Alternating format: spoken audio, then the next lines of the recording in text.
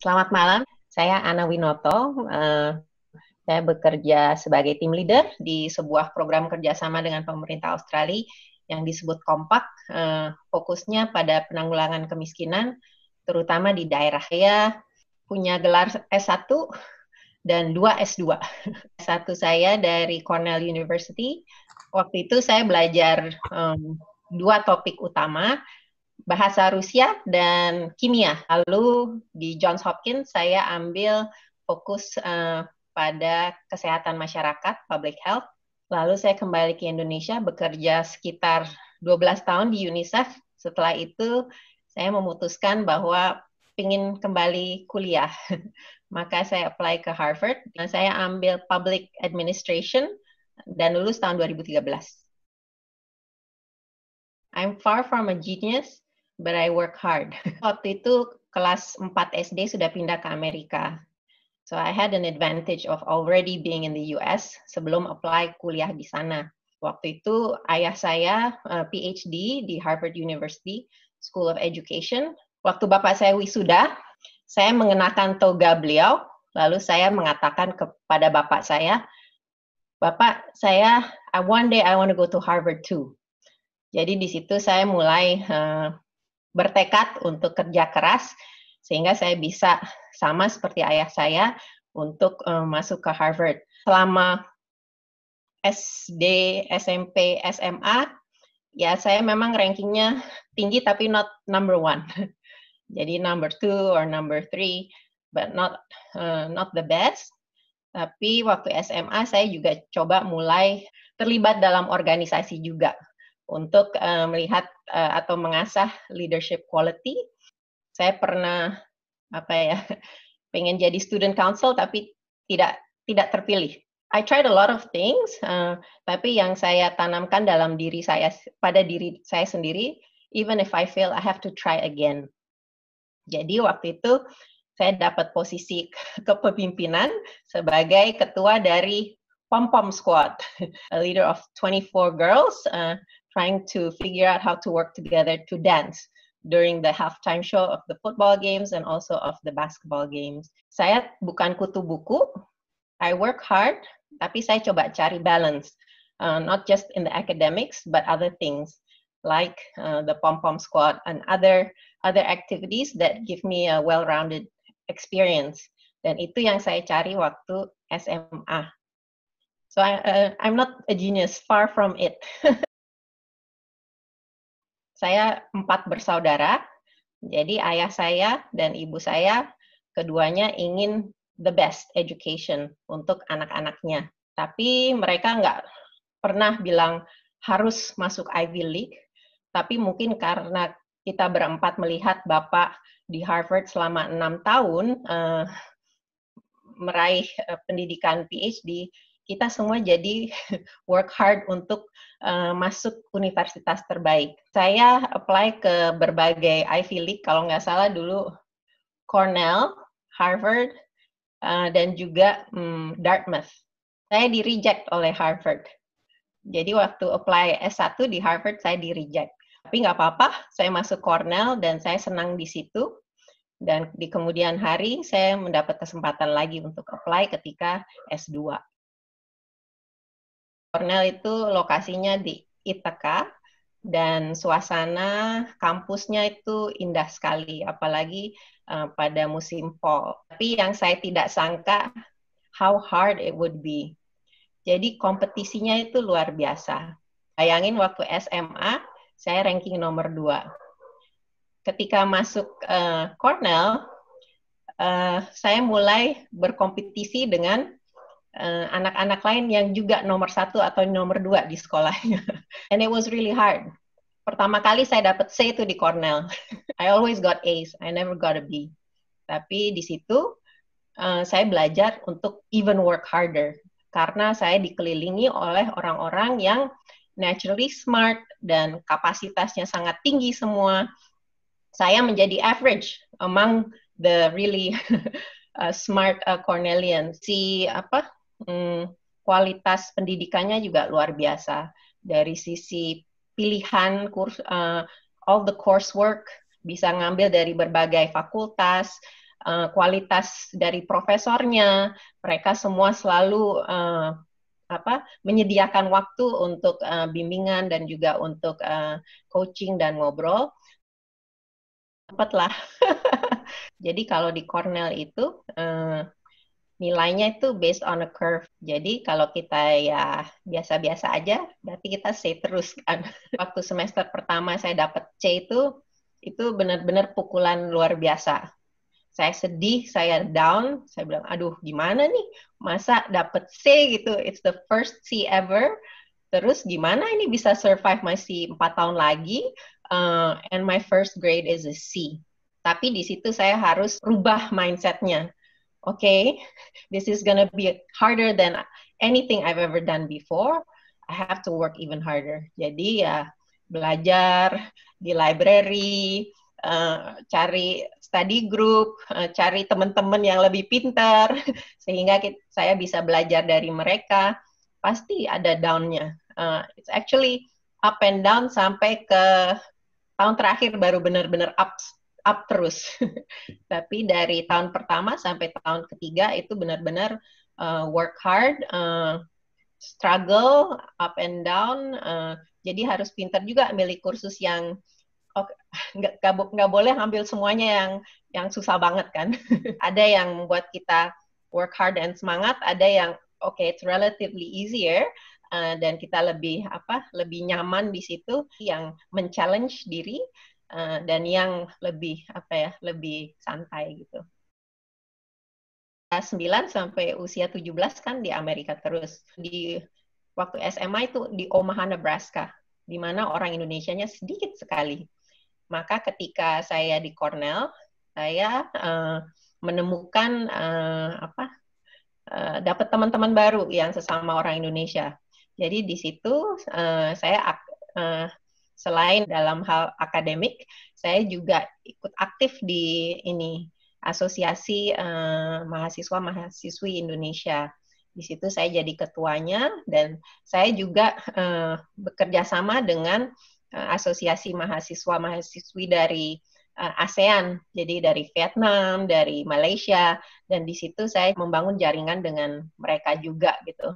I found my hobbies with them, spending time dengan kelompok ASEAN ini, teman-teman Indonesia. Di situ saya coba makanan Korea, makanan Jepang. Kalau zaman dulu tuh makanan Jepang dan Korea sangat langka. Jadi di situ saya juga coba reaching out to other cultures as well. Cornell sama sekali enggak. Karena kayaknya Cornell tuh Asian students-nya banyak banget. banyak banget. Jadi saya nggak merasakan sebagai minority di sana. Mungkin waktu di Johns Hopkins sedikit gitu. Karena kampusnya memang in the African American neighborhood. Biasanya tuh kalau medical campus dan juga public health campus tuh di tempat-tempat yang agak kumuh gitu. Sama seperti Yale, itu juga medical school-nya di daerah kumuh. Kalau di Harvard sangat international, saya nggak merasa sebagai minority sama sekali. Justru saya merasa bahwa sebagai orang Indonesia, I have something to contribute to my colleagues, to my peers in class, to my professors. You have to make yourself stand out gitu. Saya kan juga kadang diminta untuk nge-review ya application teman-teman yang ingin apply pada sebuah program atau universitas. Biasanya itu angle-nya lebih ke why I want to apply to this university. Motivasi dari kita untuk ingin studi di sebuah universitas. But actually, what the university wants to see is the other way around. Why they should choose you. Apa yang beda dari dirimu sehingga mereka akan losing out kalau tidak memilih applicationmu sebagai salah satu yang lolos gitu. Jadi harus lihat dari sisi why they should pick you and what you can contribute to the campus. Kan biasanya tuh, ya saya ingin masuk universitas ini karena itu yang terbaik. Jadi memuji universitasnya sendiri, but you actually have to be a bit. Ini salah satu hal di budaya Indonesia, merendahkan diri. Actually, you really have to sell yourself. Di essay-nya itu sangat mewarnai. Di situ mereka dapat sense who you are.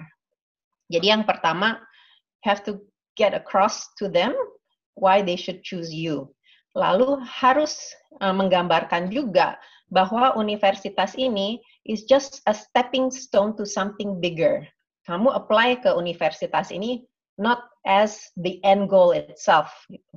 Bahwa ada bigger idea, ada bigger dream that you're trying to chase, and this university is going to help you to get there. Jadi kalau dibuat sebagai end goal, it's been my whole life dream to go to Harvard, bla bla bla, titik itu, it's not gonna get you through. Jadi harus lebih dari itu. That you have a vision, a long-term vision for yourself, dan going to Harvard is helping you to get there. Dan harus menjual berbagai aspek dari diri sendiri, tidak hanya dari sisi akademik. Apalagi sekarang ya.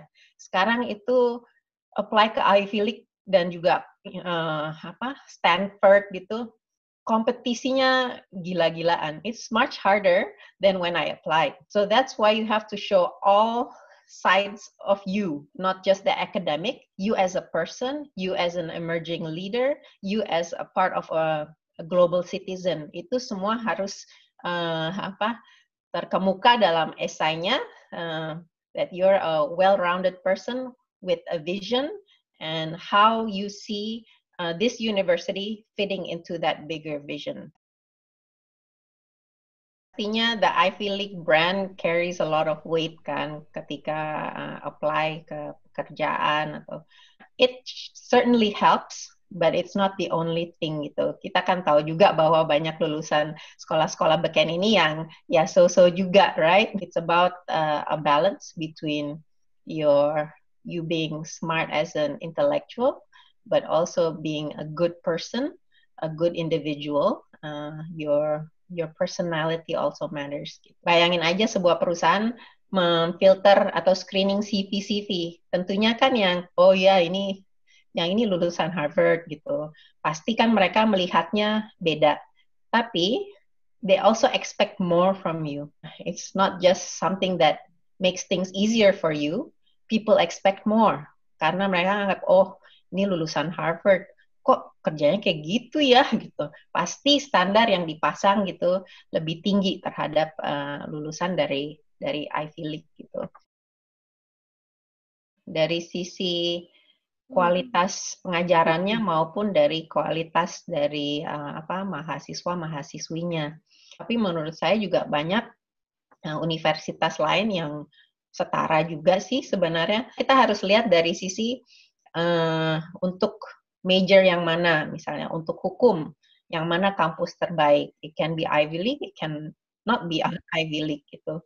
Ivy League itu dari ratusan tahun yang lalu itu universitas yang dijunjung tinggi.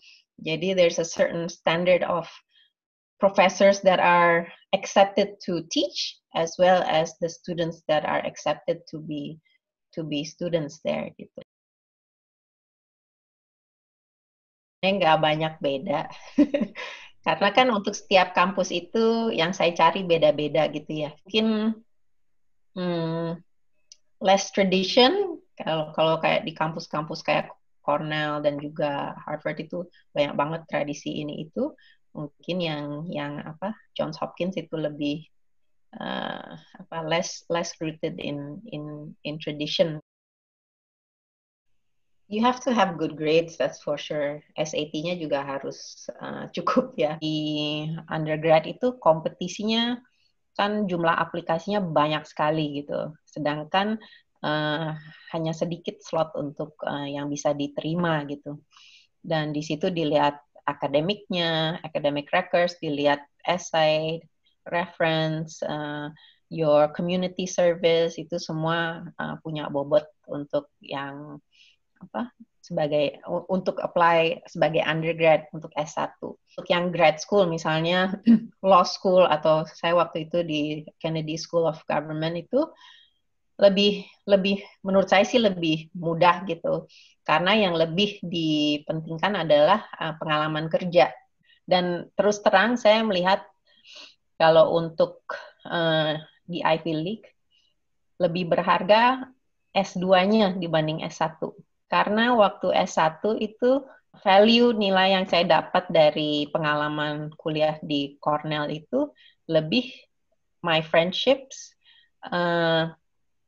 nggak begitu banyak di sisi akademiknya justru. It's about learning about life, how to get through all these challenges in life sebagai anak muda yang struggling dengan academics and other issues at university. You have, there's friendships, there's academics.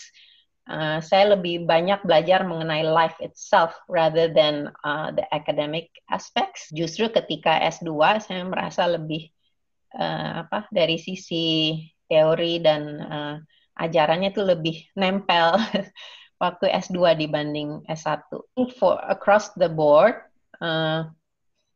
ya pengalaman universitas kan kita banyak belajar mengenai diri kita sendiri, what we want in life, how to deal with different people, how to deal with life as a young person gitu. Everyone experiences those, I think. But how seriously you take the academics, ada juga kan yang lebih ke akademiknya terus nggak lihat hal-hal lain gitu. So it depends on your own individual experience, depends on you, what you engage in during the university life. Yeah. Gitu. Di Harvard sempat itu the Boston Marathon bombing, I was there. So that was one of the scariest things. Jadi waktu tahun 2013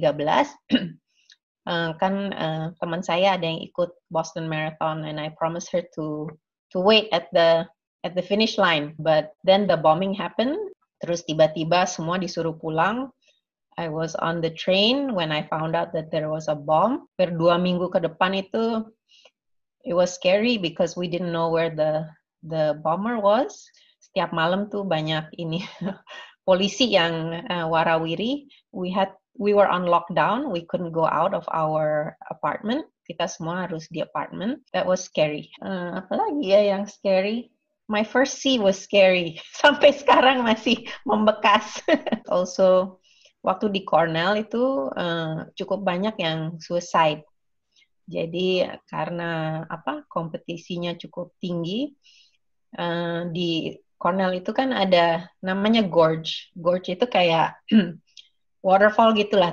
Ya, dan at least every year, at least one person commits suicide on the gorge. Number one, you have to start working for it since SMA. Jangan di tahun terakhir aja kerja keras untuk masuk Ivy League. The process you have to plan it dari awal SMA gitu. You have to start visioning the kind of person that you want to be in that Ivy League school. Dan harus direncanakan what type of community service actions you want to get involved in, what kind of organizational activities you want to get involved in, what kind of grades you want. You have to start visioning and planning it from the start of high school, not just in the last year when you're doing the applications. Be prepared juga dengan plan B. Jangan hanya apply ke Ivy League school misalnya. You have to have a backup plan. Saya waktu itu apply ke Harvard 3 kali loh. Pertama kali S1, I didn't get accepted, but I was fine with Cornell. The second time, saya apply untuk yang ini, kesehatan masyarakat. Tapi di Johns Hopkins saya masuk, dan Johns Hopkins salah satu yang top notch buat kesehatan masyarakat. Di Harvard saya hanya masuk waitlist. Tapi saya nggak apa-apa. Belum jodoh, it's okay. I had a childhood dream to get into Harvard. Didn't make it the first time, that's okay. Didn't make it the second time. Waktu saya apply yang S2, saya cuma apply ke Harvard aja. I didn't apply anywhere else. And then I got in. So that's the sign bahwa semua udah yeah, it's my time. Finally, it's my time to go to Harvard. To S1, I think one of my biggest lessons is to how to deal with different people.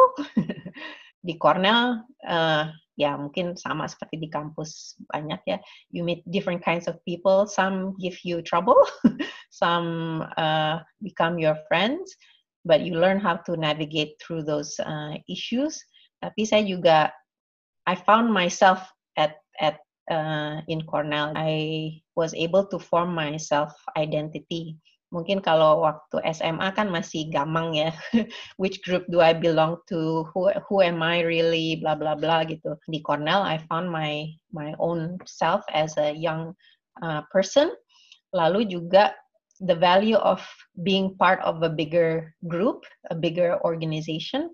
Karena di situ kita belajar kepemimpinan, kita belajar how to get people on the same page about specific issues, dan itu sangat memperkaya pandangan hidup untuk ke depan gitu. There are different people who come from completely different backgrounds, tapi kita harus selalu memposisikan diri kita pada, okay, that person is saying that, we think they're being really ridiculous, tapi mungkin ada something else di balik itu gitu. Jadi melalui kegiatan berorganisasi saya belajar mengenai how to value different perspectives and different backgrounds. Dan itu ya semakin kuat lagi ketika di Harvard yang tahun 2012-2013 karena di situ makin diverse lagi. Ada yang mantan presiden, ada yang calon presiden, ada yang jurnalis, ada yang udah kaya raya nggak tahu mau ngapain jadi ya udah apply ke Harvard aja gitu. It's so many different. Ada yang dari Israeli Army, pokoknya macam-macam rupa-rupi background-nya. Itu justru membuat saya bisa refleksi terhadap pengalaman sebelumnya. So kalau di Harvard itu banyak group discussion dibanding lecture. Settingnya tuh banyak sekali yang small group. Terus kita membahas sebuah isu. Jadi misalnya saya ceritakan pengalaman kerja saya seperti ini waktu di UNICEF, bla bla bla gitu. Lalu ada pandangan dari berbagai dari teman-teman gitu. Di situ saya bisa refleksi, oh okay, maybe I can think about that experience in a different way. Ada hal lain yang saya bisa dapatkan dari pengalaman itu, pembelajarannya ketika saya lihat dari sisi pandang sebagai orang teman sekelas gitu. Di Cornell, di Johns Hopkins, di Harvard, I have to work hard always. Working hard pays off. Suatu hal yang konsisten yang saya selalu dapetin di kampus-kampus itu adalah you have to work hard if you want to do well. It's okay if you fail, as long as you take the lessons and work even harder.